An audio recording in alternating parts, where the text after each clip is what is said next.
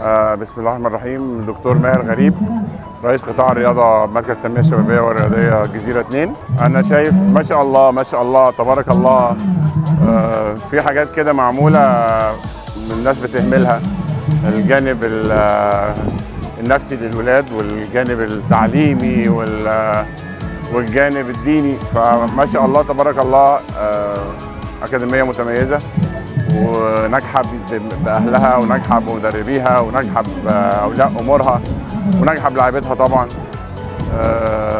النظام أكيد بيأثر في الولاد، وطول ما هم في الملعب بشوف ما بشوفش وقت بيضيع، لأن هم متعودين على النظام يعني.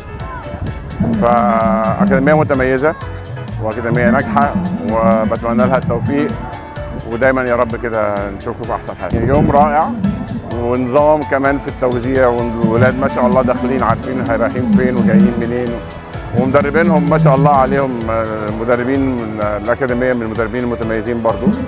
وما ننساش بقى كابتن رضا، حد جميل وحد محترم وحد راقي وحد فاهم وحد متخصص، وده يمكن من أهم أسباب نجاح المنظومة كاملة. بتمنى من الله إن يستطيع كل حد في الشعب المصري إنه يمارس الرياضة، سواء في أكاديمية، سواء حتى لو ما عندوش اشتراك في نادي أو ما يقدرش يخش نادي، ممكن يمارس الرياضة بالمشي في الشارع. في أماكن بتبقى فاضية بيلعبوا كورة في الشارع. في حاجات كتير ممكن تتعمل بعيد عن الأماكن بتوفرها الدولة، وزي ما أنت شايف كده الأماكن اللي بتوفرها الدولة ما شاء الله. يعني المنشأ اللي احنا فيه ده منشأ كبير جدا، 18 فدان تقريبا، ومكلف كتير جدا، والدولة ما تتأخرش على إنها تدعم ممارسة الرياضة، سواء بقى الدكتور أشرف صبحي وزير الشباب والرياضة.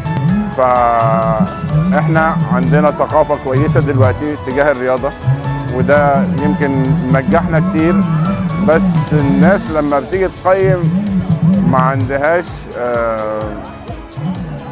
عندهاش معايير للتقييم، واللي جاي إن شاء الله بإذن الله أفضل.